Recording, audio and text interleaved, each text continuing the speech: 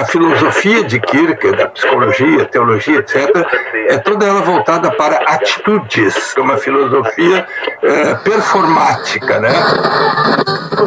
O objeto da angústia é esse vazio daquilo que eu vou vir a ser e que eu ainda não sei. O Kierkegaard é o maior lembrete de que ninguém nasce sendo si mesmo e que é muito fácil perder-se. Olá, sob os vendavais da Era Romântica, enquanto a Europa se embriagava com apoteoses filosóficas e otimismo científico, um espectador inquieto e solitário perambulava pelas ruas de Copenhague e, sob máscaras de pseudônimos, escrevia freneticamente, desafiando a ilusão de que a existência possa ser domesticada por ideias. Søren Kierkegaard não era filósofo de cátedra, mas um provocador de almas, um poeta da angústia, um teólogo que via na fé não conforto, mas um escândalo a ser abraçado. Seu pensamento se ergue a um tempo perturbador, como uma tragédia elisabetana, e cômico, como um teatro de marionetes. Kierkegaard fez de sua vida, marcada pela melancolia herdada do pai pietista e pela chaga de um noivado abortado, o palco de sua obra. Seus escritos não são tratados, mas performances existenciais, fragmentadas, ambíguas, polêmicas e carregadas de uma ironia que serve não como ornamento, mas como instrumento filosófico. Para ele, não se tratava de conquistar leitores, mas almas. Na sua obra inaugural, Ou, encenou a contradição entre o esteta, joguete do prazer e do tédio, e o ético, cativo da responsabilidade. Em Temor e Tremor, mergulhou no paradoxo de Abraão, cuja fé é um salto além da razão. Enquanto Hegel prometia a reconciliação de todas as contradições, Kierkegaard proclamava sua inexorabilidade. A verdade é a subjetividade, dizia. A vida só pode ser entendida olhando-se para trás, mas deve ser vivida para frente. Nesse abismo entre a compreensão e a ação, ele descreveu a liberdade como vertigem e diagnosticou o desespero como a incapacidade de ser o próprio eu, uma antecipação genial das neuroses do século XX. Apologeta combativo, denunciou a cristandade burguesa como uma paródia do cristianismo, insistindo que a fé exige risco, não rituais vazios. Seu legado ecoa na filosofia de Heidegger e Sartre, na literatura de Camus, na teologia dialética de Karl Barth e na psicoterapia existencial. Mas talvez sua maior atualidade esteja em seu diagnóstico da alienação da alma moderna. Na era da cultura de massas e de performances digitais, sua advertência, a multidão é a mentira, soa profética. Kierkegaard não oferece respostas, mas perguntas que queimam. Como escolher quando não há certezas? O que significa crer em um mundo pós-metafísico? Como ser um indivíduo em tempos de conformismo em escala industrial? Kierkegaard foi o Hamlet da filosofia. Gênio atormentado, herói hesitante, mestre da ambiguidade e talvez o crítico mais cruel dos sonhos da nossa vã filosofia. Para explorar a vida e obra de Kierkegaard, convidamos Álvaro Valls, professor de filosofia da Unicinos, tradutor de Kierkegaard e autor de Kierkegaard cá entre nós, Jonas Roos, professor de ciências da religião da Universidade Federal de Juiz de Fora e autor de 10 lições sobre Kierkegaard, e Gabriel Ferreira da Silva, professor de filosofia da Unicinos e autor de Em Busca de uma Existentielle Wissenschaft, Kierkegaard e a ontologia do Inter-Esse. Álvaro, você pode nos apresentar nesse teatro as grandes tendências culturais em jogo aí nesse século de ouro dinamarquês? Quais são as tensões ali em jogo? Eu queria falar de Kierkegaard, é importante colocá-lo então no contexto. Ele é uma pessoa jovem, morreu 42 anos, escreveu dos 30 aos 37, mais ou menos, e ele vive no mundo, vamos dizer, pós-napoleônico, pós-Hegel, né? Ou seja, a filosofia dele é ligada ao fim do idealismo alemão. Ele chegou a assistir aulas do Schelling, em Berlim, e como todo bom intelectual dinamarquês, ele tem muita ligação com a Alemanha. Mas ele se preocupava com a sua sociedade, com a sua comunidade, vamos dizer assim. Ele é um sétimo filho de um pai muito que enriqueceu, começando pobre, enriqueceu. Então ele tinha uma condição de trabalho assim tranquila, podia escrever dia e noite, e ele critica muito Hegel, critica o idealismo enquanto uma despersonalização do pensador, quer dizer, não é mais um pensador existente, e por outro lado ele também vive dentro de um contexto do romantismo mas ele critica o romantismo na medida que falta uma certa ética ao romântico, né? Ele é uma pura estética. E, então, nesse sentido, ele se preocupa com convocar os seus contemporâneos a viverem autenticamente. Ele vai ser descoberto aos pouquinhos pelos alemães. Então, no século XX é que ele começa a se expandir, o pensamento dele, seus 20, 25 livros, começam a ser conhecidos no mundo inteiro. Agora, a gente tem o contexto, Jonas. Vamos olhar um pouco para a interioridade do nosso personagem, porque aqui não se trata de um filósofo como Kant, digamos, em que a biografia está entre parênteses em relação à obra, mas a biografia é crucial para o que ele vai escrever, né? E tem alguns eventos, o Álvaro falou desse pai pietista, rigorista, teve affair com a Regine Olsen, um noivado ali que ele mesmo aborta. O que a gente pode dizer sobre esses elementos aí da personalidade do Kierkegaard, desses acontecimentos existenciais aí, como que eles vão influenciar a obra dele? Bem, Kierkegaard procura fazer filosofia pensando as questões da sua própria subjetividade. Mas isso não significa que ele faça algum tipo de subjetivismo. Kierkegaard pensa a partir das suas experiências individuais, mas trabalha elas filosoficamente, trabalha elas no nível do conceito, né? Temas, por exemplo, como a angústia, a vida estética, a vida ética, todos esses temas que são recorrentes na obra, em boa medida, são temas que ele mesmo experimenta, né? Gabriel, antes da gente mergulhar no conteúdo, podemos falar um pouco sobre forma, sobre o instrumental do Kierkegaard e seus métodos, porque você tem recursos estilísticos, a ironia, né? E, sobretudo, esse uso dos pseudônimos. Qual é a lógica aí por trás disso? Em geral, grosso modo, justamente porque aquilo que o Kierkegaard tem em mente é ocasionar não meramente uma apreensão estritamente teorética da sua obra, ou dos seus argumentos, ou dos seus conteúdos, mas uma espécie de apropriação daquelas reflexões por parte de quem lê.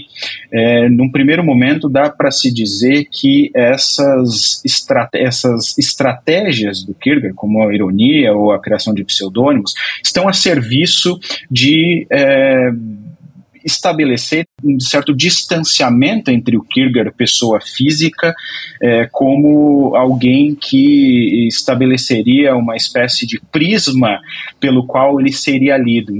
A figura dos pseudônimos tem como objetivo, num primeiro momento, isolar o conteúdo do seu autor para fornecer ou propiciar uma leitura e uma relação mais direta e não mediada pela figura de um autor. Some-se a isso o fato de que esses pseudônimos, todos eles, ou grande parte deles, têm as suas próprias perspectivas, as suas próprias opções teóricas, teológicas, então eles também funcionam como diferentes atores ou personagens nesse teatro, dando para o próprio Kierkegaard uma certa autonomia e uma certa liberdade para atacar essas questões por vários pontos de vista. Então vamos entrar na obra. Eu queria propor aqui para a gente explorar um pouco uma ideia que desses 3 estágios ou dimensões da existência humana, né?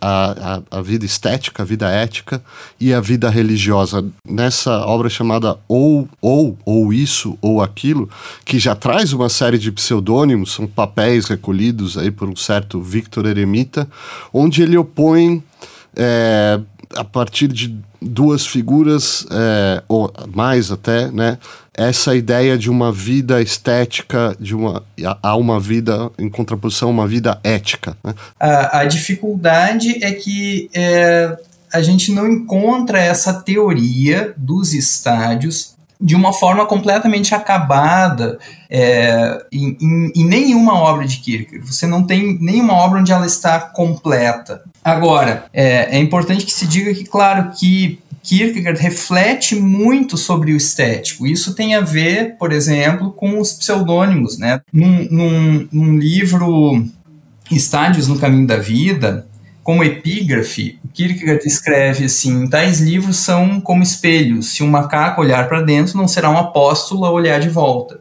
Então vejam, Kierkegaard quer criticar a vida estética e ele entende o seguinte, ele escreve no ponto de vista sobre a minha obra como autor, se as pessoas vivem uma vida estética, o que nós devemos fazer? Devemos falar da estética, devemos falar esteticamente. Então ele penetra nessa visão de mundo, ironicamente, e para isso ele cria pseudônimos e personagens para desconstruir a partir de dentro a visão estética da vida. Qual é o grande problema que ele tem com a visão estética da vida?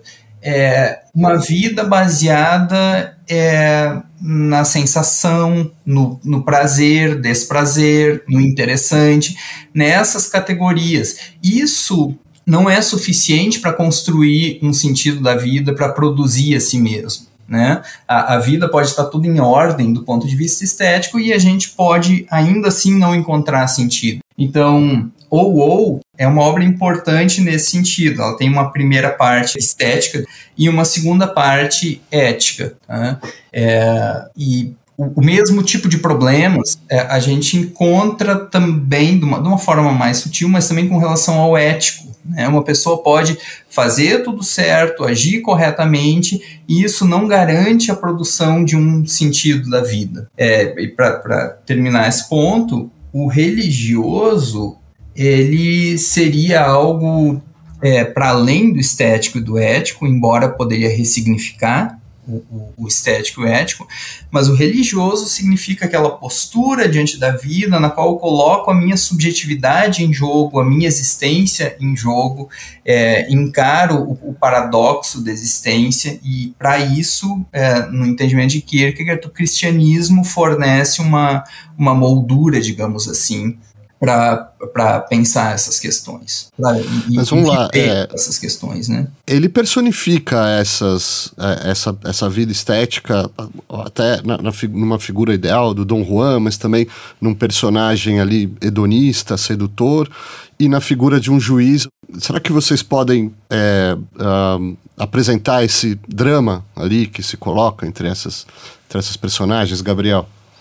O que é interessante é que essas figuras, sejam ali que aparece no Diário de um Sedutor, que é uma parte do ou mesmo no Juiz, na segunda parte, é curioso, porque o objetivo, mais do que fazer descrições que esgotem determinadas facetas ou formas de vida, é fornecer uma certa amplificação, um certo espelho, uma certa reverberação no espírito do leitor sobre certas modalidades de vida que são atravessadas por determinados aspectos, determinadas características que fazem com que funcionam para o leitor como uma espécie de reverberação sobre as suas próprias eventuais características. Então, muito mais do que uma espécie de fenomenologia da vida estética, ou uma fenomenologia da vida ética, ou uma fenomenologia da vida religiosa, o que o Kierkegaard parece pretender na confecção desses personagens ou dessas narrativas é fornecer uma reverberação desses modos de vida a fim de entregar àqueles que eventualmente se identifiquem uma espécie de possibilidade de autorreflexão crítica. É claro que ele veicula posições acerca do que ele julga ser eventualmente mais vantajoso ou apropriado, ou até preferível, mas o Kierkegaard é sobretudo um psicólogo. É um psicólogo e um psicagogista, né? Alguém que também procura conduzir a alma do leitor. Eu acho que esse é um aspecto, o que é o elemento mais interessante quando a gente olha para a teoria dos estádios, muito mais do que uma tentativa de sistematização externa, tentativas de uma psicagogia, de uma condução da alma do leitor a se confrontar com determinados aspectos, eventualmente, da sua própria existência. Agora, Álvaro, deixa eu complicar esse tabuleiro, então, e nesse percurso, nessa psicagogia, né, nessa condução da alma, porque no mesmo ano desse livro, onde são explorados esses elementos, essas dimensões estéticas e éticas, o Kierkegaard publica, sob o pseudônimo de um certo Johannes de Silêncio, um Temor e Tremor, que é uma meditação sobre o sacrifício de Isaac, né? Deus pede a Abraão para que sacrifique o filho dele, Isaac, que tinha sido concedido pela graça de Deus. Abraão já seria velho, né? E Sara, e depois de conceder esse filho, Deus o pede de volta em sacrifício, né? E o livro se desenvolve como uma meditação em torno a isso, onde a gente vai ser introduzido a essa dimensão religiosa que se coloca de maneira chocante, no sentido de que é um gesto que, para todos os efeitos de uma racionalidade ética, seria absolutamente antiético você matar o próprio filho, né? Nesse livro, Temor e Tremor, ele discute se Abraão pode matar o seu filho, porque Deus pede. Bom, o importante é notarmos o seguinte: a filosofia de Kierkegaard, da psicologia, teologia, etc., é toda ela voltada para atitudes. Eu gosto de usar uma palavra, a performance de Abraão.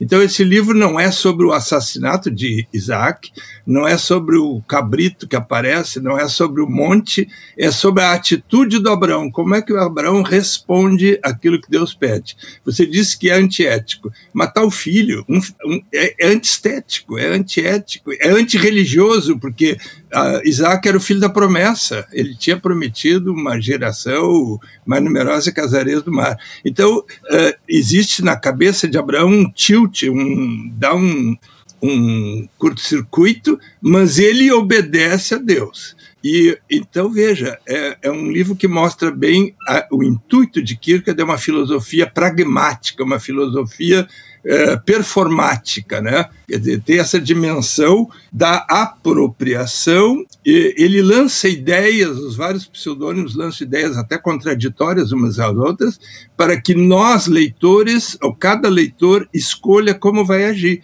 O que ele pede é honestidade. Agora, veja, no caso de Abraão, por exemplo, ele coloca que a fé é uma atitude de confiança em Deus e que supera, inclusive, as normas da ética, as normas gerais. Agora, veja só, a fé de Abraão é uma confiança em que Deus vai providenciar. Quando o filho pergunta onde é que está o animal do sacrifício, o pai responde, Deus vai providenciar. Então é confiança. Agora, a fé de Abraão ainda não é a fé cristã. E aí eu vou dar uma dica. É preciso ler os discursos. Há toda uma literatura dele sobre discursos edificantes, discursos piedosos, discursos cristãos.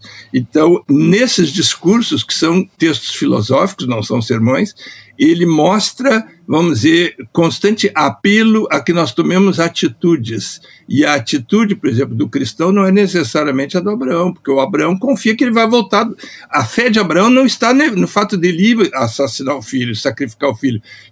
A fé do Abraão está no fato de que ele, mesmo fazendo isso que ele acha incrível, impossível, absurdo, ele há de voltar com o filho. E isso aí, no caso do cristão, pode não ocorrer, pode não acontecer durante toda a vida, de a gente receber de volta aquilo que tinha antes, não é isso? Agora, perfeito. Nós temos aí uma antropologia, ainda que seja não sistêmica, fragmentada, oblíqua, mas a gente explorou aqui a sensação, a razão, a fé. Agora, existe um tema que é transversal a todos esses em relação à condição do ser humano, que é essa ideia da angústia, né? Será que alguém pode nos introduzir a esse tema da angústia, Jonas?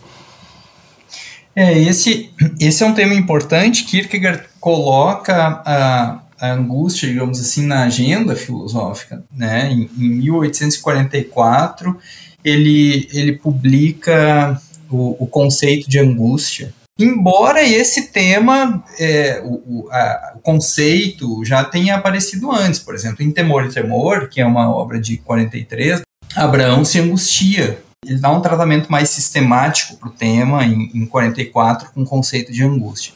O que angustia é a possibilidade, não é a realidade. Ele parte do pressuposto de que o ser humano é uma relação, ou uma síntese aqui, de finitude e infinitude. Nós, ou de temporal e eterno, corpóreo e anímico. Quando nós vamos tomar uma decisão existencial, uma decisão que marca o modo como nós entendemos a nossa própria vida, essa síntese que nos constitui, nós sentimos uma espécie de vertigem, porque quando eu tomo uma atitude, eu vou me tornar diferente do que eu sou agora. Mas como que eu vou me tornar? Eu não sei. Então, o objeto da angústia é esse vazio daquilo que eu vou vir a ser e que eu ainda não sei. Quando eu vou exercer a minha liberdade, eu tenho essa sensação de angústia, essa vertigem diante da possibilidade. Quem eu me tornarei ao tomar essa decisão? E esse assunto é muito importante para Kierkegaard, porque eu posso tomar uma decisão na qual eu desestabilizo a minha síntese. Eu coloco a minha síntese numa má relação. É possível também que eu mantenha uma boa relação, se eu tiver numa boa relação entre finitude, infinitude, corpóreo, anímico, etc. De certo modo, isso já estava em Temor e Tremor. Abraão abandona o finito, se relaciona com o infinito, e a fé, como o Álvaro bem colocou, essa esperança de retornar à finitude. Quando eu tomo uma decisão e nessa decisão eu me agarro a um dos polos da síntese em detrimento do outro, eu coloco a síntese numa má relação. Esta má relação na qual eu coloco a síntese com a minha decisão é o que Kierkegaard vai chamar de desespero. Tá? Por exemplo, se eu tomo uma decisão, eu organizo toda a minha vida de acordo com a finitude, com a temporalidade, eu me torno um bom funcionário, uma pessoa pontual, cumpro com meus compromissos, minha vida está toda organizada, e para Kierkegaard toda essa vida pode ser desespero, porque eu perco o outro lado que também me constitui, que é a infinitude, que é aquele tempo não mensurável. Tudo isso é parte da minha vida também. Então, a angústia é importante porque ela ajuda a gente a entender o que está envolvido numa tomada de decisão. De certo modo, me parece que para Kierkegaard, a grande questão da existência talvez seja a gente conseguir lidar bem com a angústia para tomar uma decisão na qual a gente não desestabilize, não desequilibre a síntese. O básico tem a ver com isso, com quem eu me torno ao tomar uma decisão.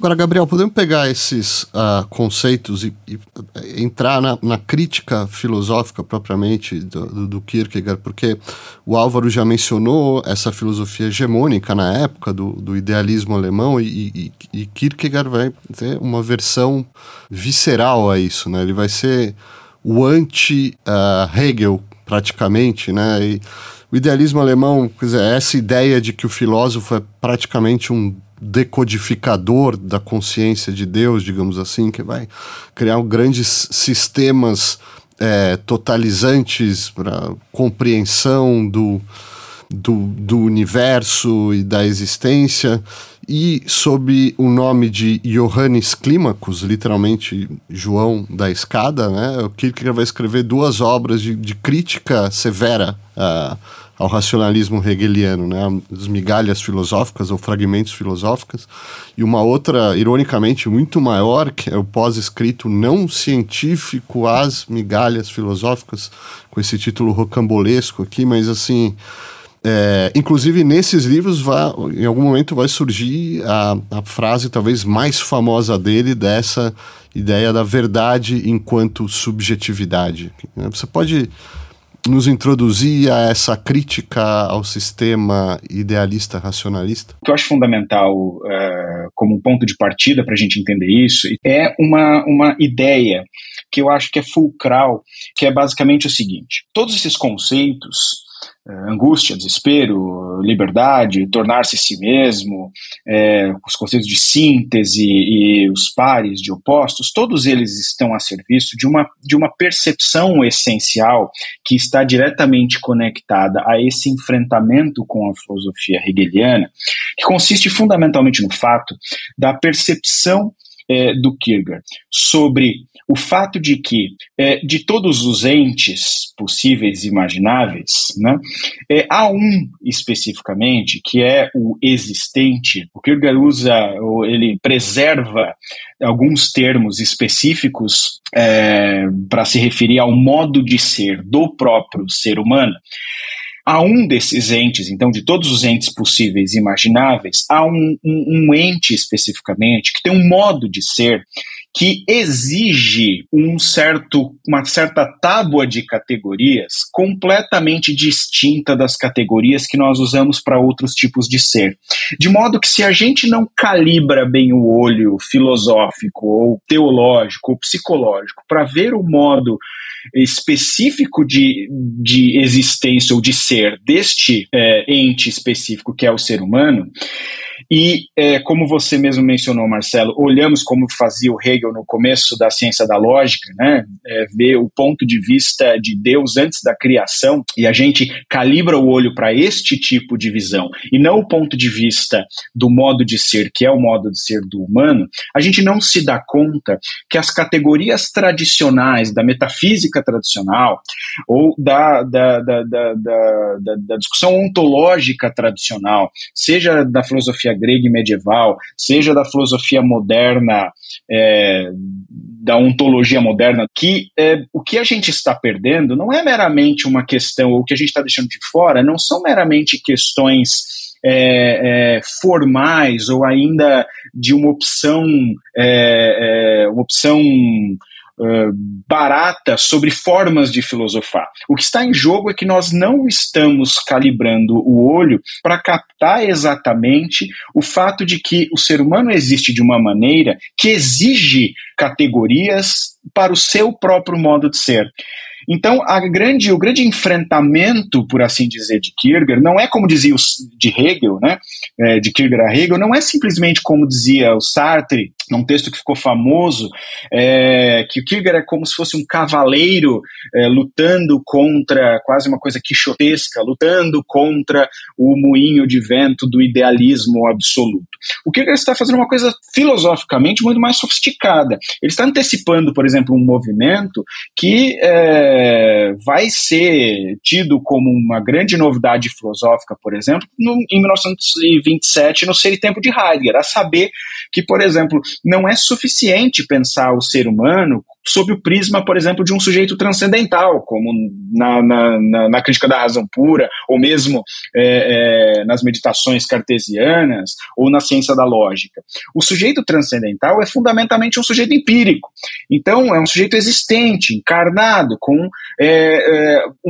atravessado por uma série de elementos que afetam este existente de uma maneira que nenhuma outra entidade no universo é afetada.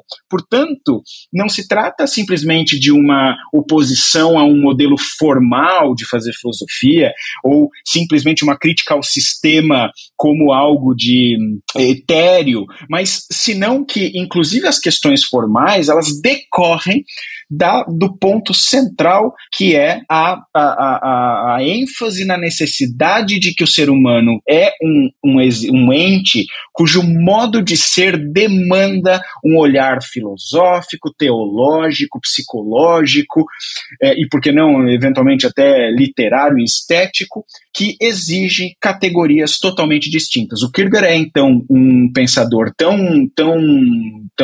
brutal, tão radical, precisamente porque ele é provavelmente, na história da filosofia moderna e contemporânea, o primeiro sujeito a apontar a insuficiência das categorias precedentes para lidar com este ente existente. Certo, agora podemos nos instalar na dimensão teológica da obra do Kierkegaard, porque ele vai escrever uma série de meditações, um livro A Doença Mortal e outro A Prática do Cristianismo, sob um outro pseudônimo Anticlímacos, numa contraposição a esse Johannes Climacus, que faz essas críticas filosóficas, mas no sentido de que o Johannes Climacus seria alguém que está justamente num caminho de ascensão, e esse Anticlímacus exprimiria, de alguma maneira, o ideal cristão, a verdadeira subjetividade, né? E ele vai explorar temas que a gente já tratou, como desespero, alienação, essa relação com o ser absoluto, a encarnação de Deus em Cristo como escândalo, né? O Anticlímacos, ele é uma figura que ele se contrapõe ao Clímacos em certa medida. No sentido do pseudônimo, o Clímacus é um pseudônimo que se entende como um humorista, no sentido, quer dizer, ele tem reflexões filosóficas profundas, mas humorista no sentido de que ele é aquele pseudônimo que descreve, entende muito do cristianismo e de questões filosóficas correlatas, mas ele não toma uma posição, ele se mantém como que analisando de fora. O Anticlímacos, então, ele se opõe ao Clímacos nesse sentido, ele fala a linguagem do cristianismo e ele analisa o cristianismo a partir de dentro. Mas a gente não pode imaginar uma oposição assim no nível das ideias, quer dizer, muita coisa que você encontra em migalhas filosóficas no pós-escrito, você vai encontrar também no Anticlímacos. Tá? Bom, mas vamos lá, a ideia da encarnação em Cristo como escândalo, né? O que isso diz sobre essas críticas essas críticas filosóficas? Quer dizer, como que isso se apresenta como uma pedra de tropeço, para usar a imagem? Então, veja, essa é uma excelente pergunta, porque justamente esse é um ponto que a gente encontra no Clímacos e no Anticlímacos, né? Então, veja bem, basicamente o Anticlímacos, ele entende, seguindo o que já havia sido feito em 44 com o conceito de angústia, o ser humano como síntese.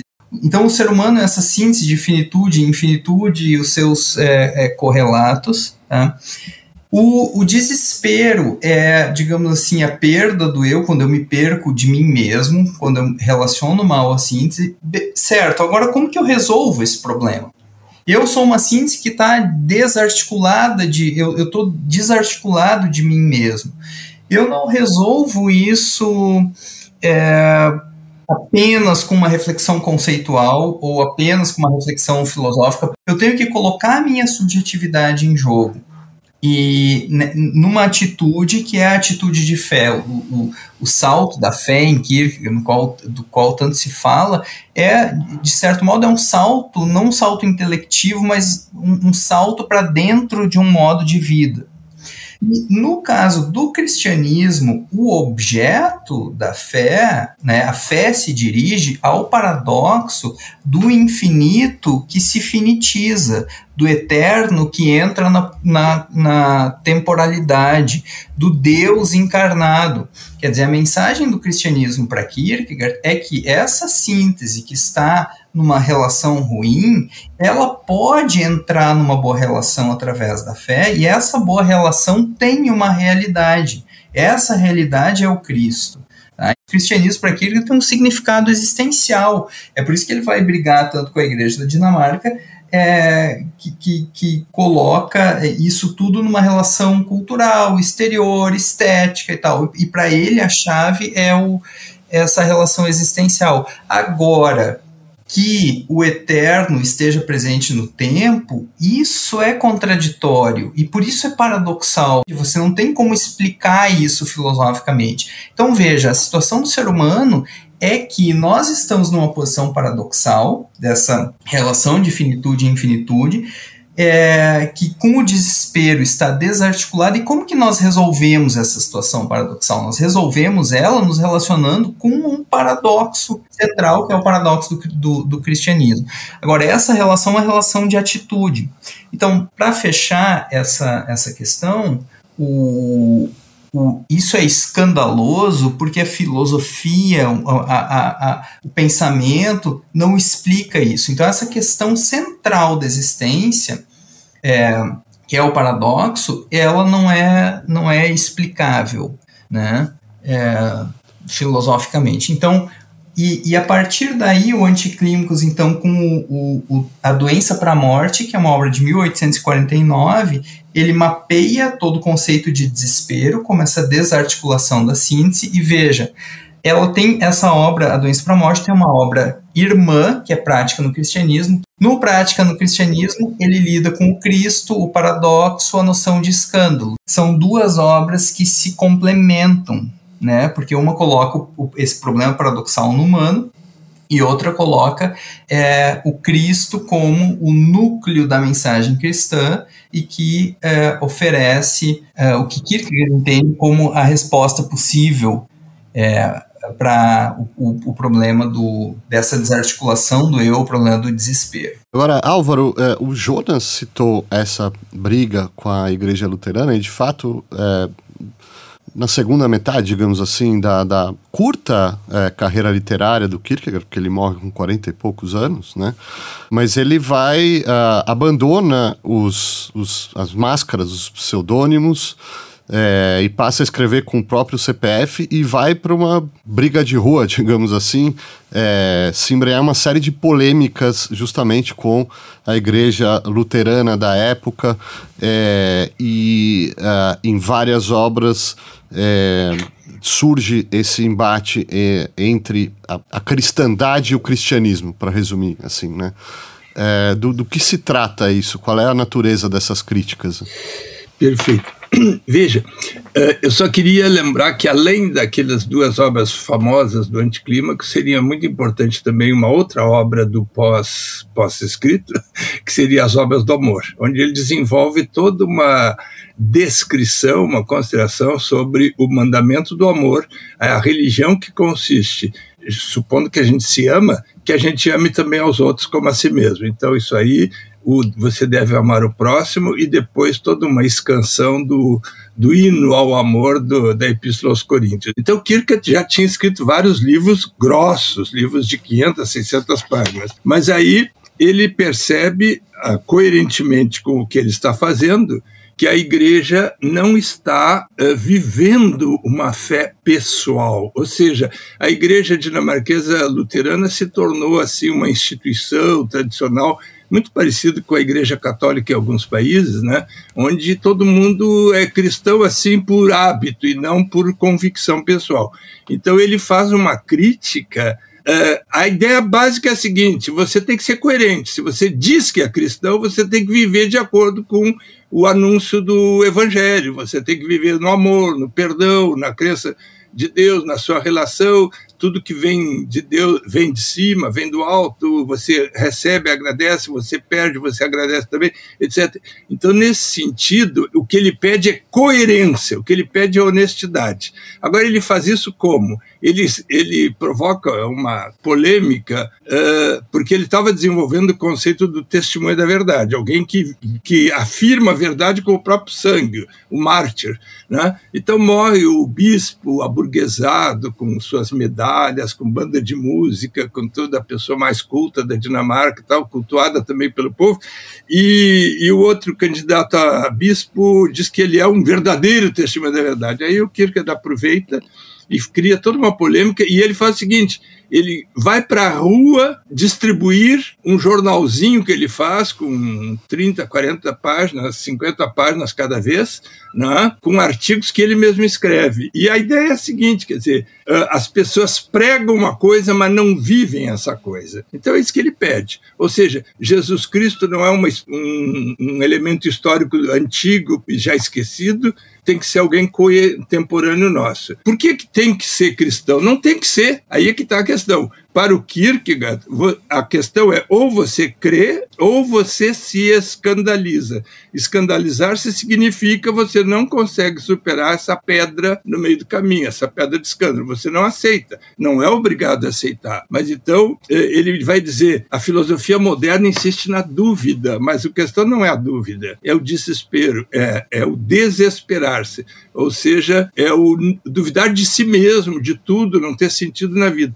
Então ele diz o seguinte, se você quiser ser cristão, é uma forma paradoxal. Em que sentido? Não tem explicação. Você pode ser um excelente matemático, um excelente cientista, um excelente filósofo, mas você não tem explicação para aquilo que é um Deus encarnado que viveu há 2000 anos lá na Judéia, não sei o que, na Palestina.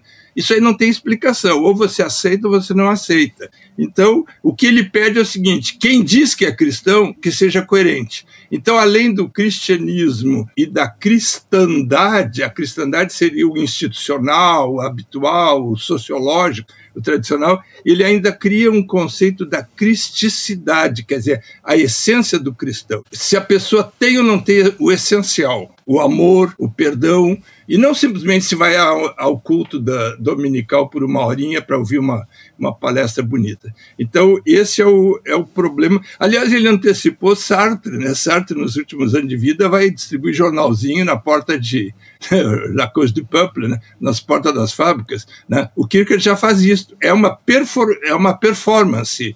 Ele cria uma certa figura para si mesmo e sai a acusar, problematizar a igreja, né, para ver como é que as pessoas reagem e se reagem. Né?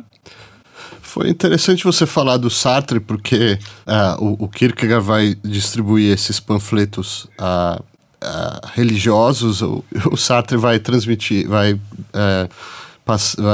distribuir esses panfletos maoístas, né, digamos assim, mas isso introduz ao tema da recepção do Kierkegaard, né? De repente a gente pode, nesse encaminhamento final do nosso programa, falar sobre a recepção e a reverberação do Kierkegaard. E um ponto importante é essa ideia de um pai do existencialismo, né, da filosofia existencialista, que curiosamente é popularmente associada ao ateísmo e tal, né? Mas até que ponto isso faz sentido ou não faz, né? Só uma coisa que eu acho que uma citação que, curiosamente, inclusive é do Clímax, está no início do pós-escrito, em que o Kierkegaard diz o seguinte, olha, a grande promessa do cristianismo, a grande oferta do cristianismo é a beatitude eterna, né? É a felicidade eterna. Ora, o que eu quero saber é como eu, Johannes Clímax, X anos, morando aqui em Copenhague e tal, posso, se eu me interessar por isso, como eu posso me apropriar desta promessa? Eu acho que isso estabelece um horizonte muito interessante de como o Kierkegaard entende tudo isso que tanto o Jonas quanto o Álvaro falavam sobre a relação legítima para com o cristianismo. Ela não é uma apropriação teorética, né? Não se trata, então, propriamente de recitar os artigos do credo ou alguma declaração institucional ou fazer um juramento público, mas ela diz respeito às condições existenciais de possibilidade de apropriação desta oferta da beatitude eterna.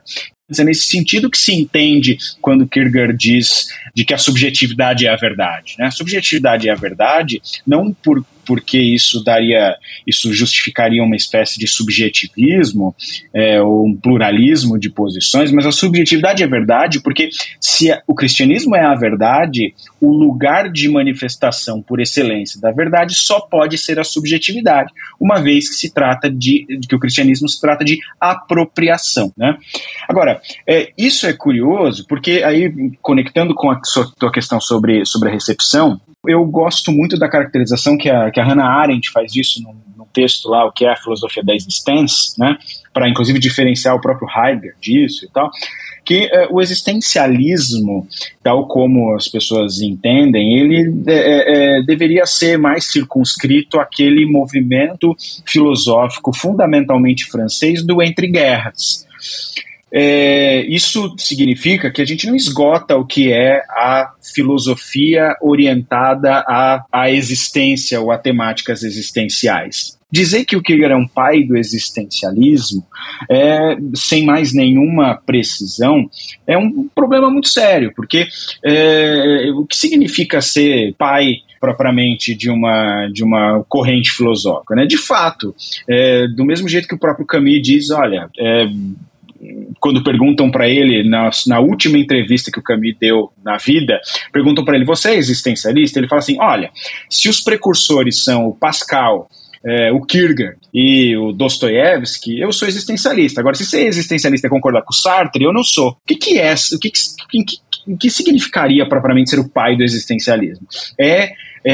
Enfatizar, como eu dizia antes, a necessidade de uma compreensão específica sobre o modo de ser que é o nosso. Bom, aí, ou seja, que privilegia o aspecto da concretude, da facticidade existencial. Bom, isso a gente poderia dizer que sim. Agora, o que mais? O Kierkegaard é responsável, por exemplo, por tese, concordaria com teses como a do Sartre, lá no Essencialismo e Humanismo, que a existência precede a essência. Ora, esse tipo de terminologia, de léxico, nem faria muito sentido para o Kierkegaard. Então,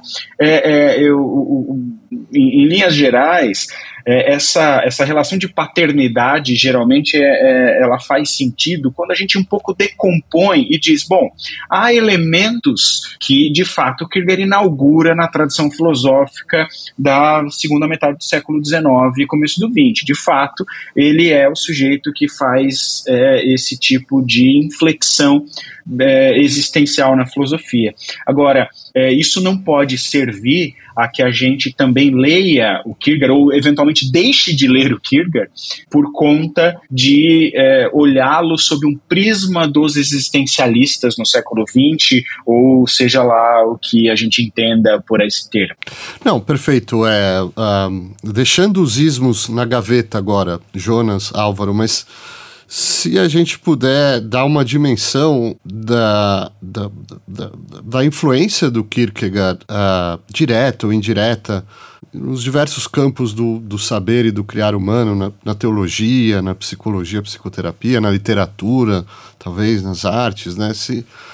Kierkegaard, ele coloca, digamos assim, uma agenda para o século XX, né? Do século XX para frente, né? Ele mostra com bastante consistência filosófica que na existência nós temos que tomar decisões para as quais nós não conseguimos reunir todos os critérios, não temos todo o conhecimento objetivo, e justamente nessas decisões, porque, vamos lá, para muitas decisões eu consigo reunir o conhecimento objetivo, parâmetros, critérios, etc., mas para aquelas onde eu não consigo, em geral, essas são as verdadeiras decisões, né? Aquelas decisões cruciais. E eu não escapo dessas decisões, né? Daí que Kierkegaard usa o termo salto em polêmica, muitas vezes, com o termo mediação, porque eu não reúno, basicamente, todas as mediações na existência e eu tenho que tomar uma decisão, né? Isso vai ser um tema bastante discutido do século XX para frente, né? No existencialismo, inclusive, sob as mais diversas formas, né? Disso não segue que qualquer salto para Kierkegaard é igualmente válido. Tá? Eu tenho que saltar, eu não consigo reunir todo o conhecimento. Agora, isso é importante, eu consigo pensar as consequências desse ou daquele salto, desse ou daquele modo de vida. O Álvaro citou as obras do amor antes, né? Eu consigo pensar as consequências de viver amorosamente ou de não viver amorosamente. Mas isso tudo para dizer... E com esses temas e outros, Kierkegaard coloca muito da agenda do que vai ser discutido na filosofia do século XX e também na teologia. Tá? Vamos falar nesse final aqui, eu adoraria ouvir de todos vocês sobre essa agenda, no sentido de pensar de que maneira Kierkegaard nos interpela hoje na nossa vida contemporânea, quer dizer, um teólogo numa época de secularização acelerada até, né? Um filósofo da subjetividade numa época de relativismo, um pensador que fala ali sobre o desespero também numa sociedade hoje onde o problema da ansiedade, das neuroses estão aí, são onipresentes. Um psicólogo que fala sobre autenticidade numa época de cultura de massas. Que maneira Kierkegaard nos interpela hoje, nos provoca aqui respostas ou perguntas que ele tem a nos dar, né? Que tal, Álvaro? Eu acho assim que esse lema, o pai do existencialismo, coloca o Kierkegaard um pouco fora da estratosfera, né? Eu acho que seria interessante vê-lo como um tipo de filosofar que a gente já encontra em Sócrates, em Agostinho, em Pascal, de certo modo em Schelling, né, sobre a liberdade, né, e talvez um pouco em Nietzsche, ou seja, uma filosofia que afete ou que desafia a própria vida, né, a própria existência. Né? Existir não é simplesmente ser. E juntando com aquela frase que você lembrou no comecinho, a multidão é a mentira, né? E concordando com o que o Gabriel falou de que a subjetividade é o lugar da verdade. Então nós vivemos numa sociedade atualmente, eu acho que não há dúvida nenhuma, em que as subjetividades são fracas. Ou seja, a gente vive exposto às mídias, à televisão, as fake news e tudo mais. Então, as pessoas, em vez de agirem, elas dão like ou dão dislike, elas cancelam ou elas gostam, elas acompanham milhões de seguidores, etc. Isso aí não é decidir, isso aí não é fazer escolha, isso aí não é ser livre. Então, me parece que o Kierkegaard é um reforço para a gente se tornar pessoa, como diria aquele psicólogo Erik Erikson, né?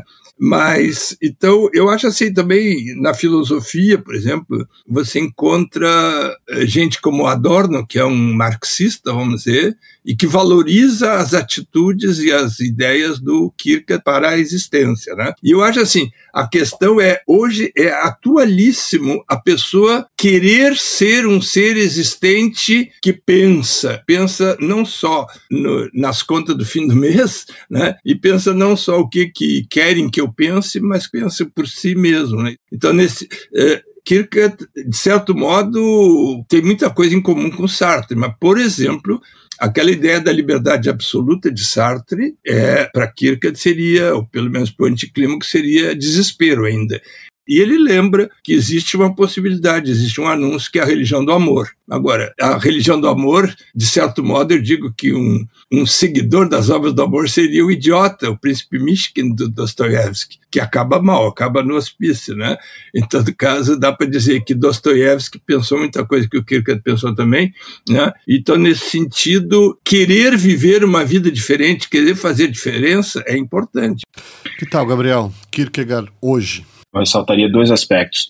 Um primeiro, mais geral, que eu acho que num tempo em que há tantos elementos e tantos dispositivos capturadores de subjetividade, né? O fato de que a gente é cada vez menos ou cada vez mais desestimulado a propriamente tornar-se nós mesmos, né? O Kierkegaard de um ponto de vista mais geral, talvez o o maior lembrete de que, primeiro, ninguém nasce sendo si mesmo e que é muito fácil perder-se.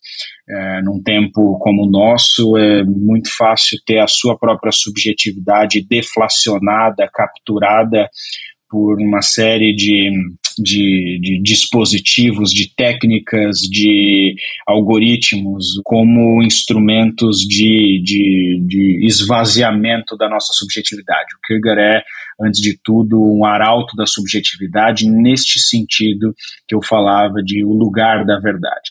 E num sentido mais específico agora do ponto de vista de historiografia da filosofia, acho que o Kierkegaard tem um momento muito feliz de recepção hoje, que se durante um certo momento, na primeira metade do século XX, uma filosofia filosofia analítica fez um esforço muito grande para emular, de certo modo, um universo de problemas muito afeito às ciências naturais. Hoje eu acho que a gente, de alguma maneira, recalibrou isso, não simplesmente radicalizando uma perspectiva da tradição hermenêutico-fenomenológica ou continental, como se costuma chamar, mas numa perspectiva fundamentalmente kierkegaardiana. Os problemas filosóficos que cada vez mais nos interessam são, em grande parte, problemas aos quais o Kierkegaard pode dizer alguma coisa. Então, de um ponto de vista também mais específico, interno à dinâmica própria dos problemas filosóficos no século XX e no XXI, como disse o Jonas, o Kierkegaard, eu acho que ajuda a estabelecer uma agenda, um programa de abordagem sobre os problemas que se impõem hoje para nós, talvez com maior potência, com maior pujança do que grande parte da tradição filosófica do século XX. O Kierkegaard é cada vez mais, por assim dizer, atual para nós hoje.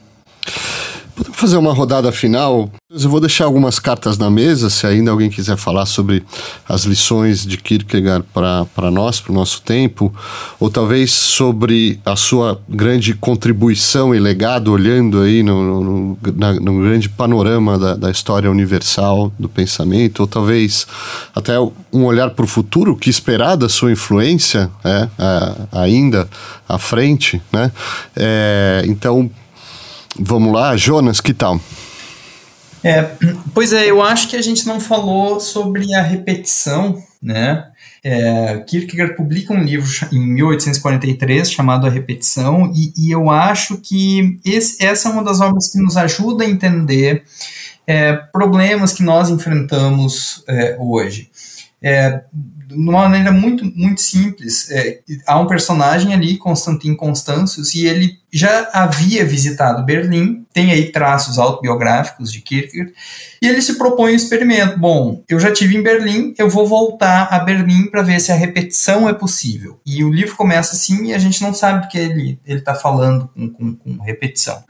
E basicamente o experimento não funciona porque ele fica procurando a repetição estética, fica procurando o prazer na exterioridade. Então, o que aparece nas entrelinhas dessa obra é que falta uma ênfase na interioridade, um desenvolvimento da vida interior, da subjetividade. Quer dizer, se eu procuro nas coisas o sentido, a felicidade, o prazer, só pode dar errado, né? Então, nós precisamos ter esse olhar mais atento para a subjetividade.